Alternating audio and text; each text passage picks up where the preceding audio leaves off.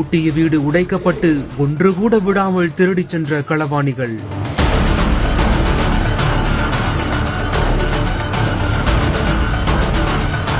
ராத்திரி பகல் கஷ்டப்பட்டு வாங்குறது இப்படி எல்லாம் பண்ணிட்டு போயிருக்காங்க. கதவு அடிச்சிட்டு போயிருக்காங்க. தயவு செய்து எப்படியாவது இது மீட்டு கொடுங்கன்னு கெஞ்சி கேட்கிறேன்.